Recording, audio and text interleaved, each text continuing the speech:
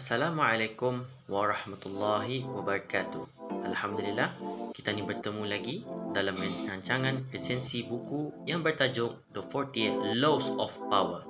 Hari ini saya akan membahaskan mengenai dengan Law 15, iaitu Crush Your Enemy Totally. Satu kisah yang akan diambil adalah kisah mengenai dua jeneral pahlawan Cina yang hidup pada zaman dinasti Qin dan Chu pada tahun 208 BC. Jeneral tersebut bernama Xiang Yu, iaitu ataupun nama panggilannya Xiang Yu, dan Liu Bang ataupun Liu Bang. Mereka berdua diarahkan untuk menakluki wilayah pemerintahan Raja Qin. Wilayah utara diketuai oleh Sung Yi dan komandan keduanya ialah Xiang Yu, dan wilayah selatan pula diketuai oleh Liu Bang. Jadi dalam hal ini Raja Chu memerintahkan mereka bertiga untuk menakluki wilayah Raja Qin.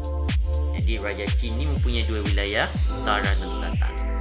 Ketika Xiang Yu mendengar Liu Bang diarahkan untuk menakluki wilayah selatan oleh Raja Chu, hal ini menimbulkan rasa iri hati dan tidak puas hati. Kerana apa? Dia menganggap dirinya itu lebih baik dan handal daripada Liu Bang.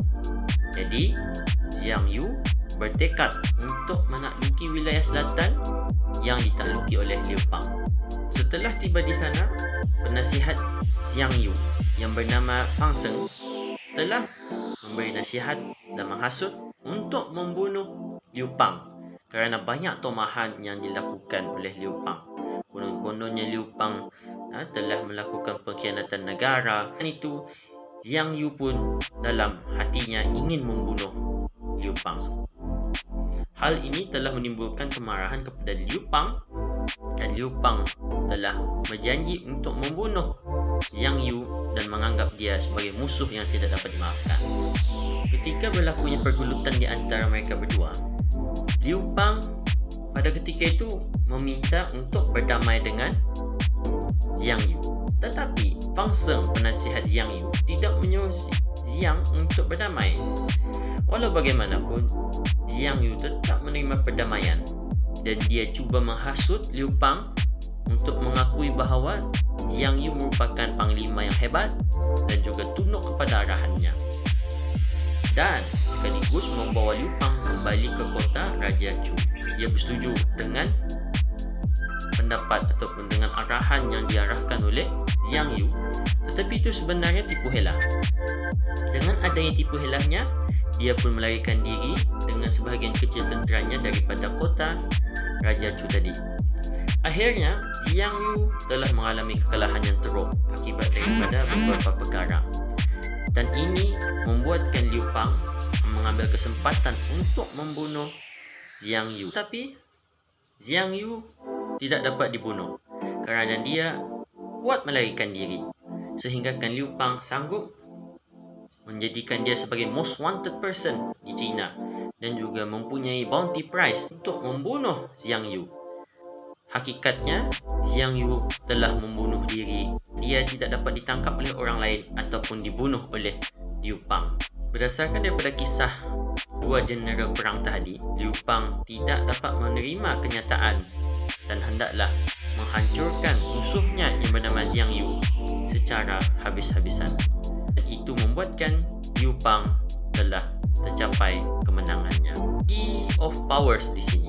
Apabila kita mempunyai musuh yang tidak boleh dimaafkan, jangan ada perasaan belas kasihan.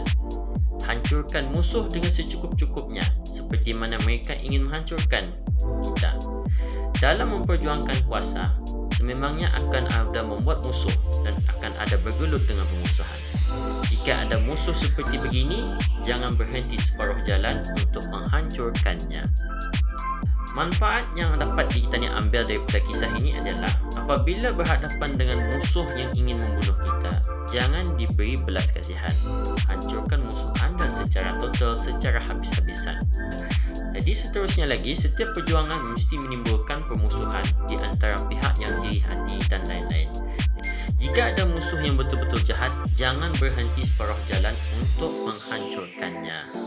Kelemahan di sebalik Law 15 ini adalah dia tidak ada membuat perbincangan untuk mendamaikan situasi. Jika kita ni lihat, Liu Bang melakukan head tipu helah untuk melakukan apa sahaja demi mencapai kemenangan. Buatan tersebut membuatkan kita ni berlaku keras hati dan juga tidak ada belas kasihan terhadap kemanusiaan. Tidak salah ketika perang untuk menghancurkan musuh secara habis-habisan jika musuh tersebut adalah musuh yang nyata dan ingin membunuh kita. Jangan selalu tidak ada rasa belas kasihan kerana ia membiasakan hati untuk menjadi keras. Dan setiap masalah mesti ada jalan penyelesaiannya, dan permusuhan bukanlah salah satu jalan untuk menyelesaikan masalah. Jadi alhamdulillah, hingga di sini saja untuk hari ini. Sekian, terima kasih.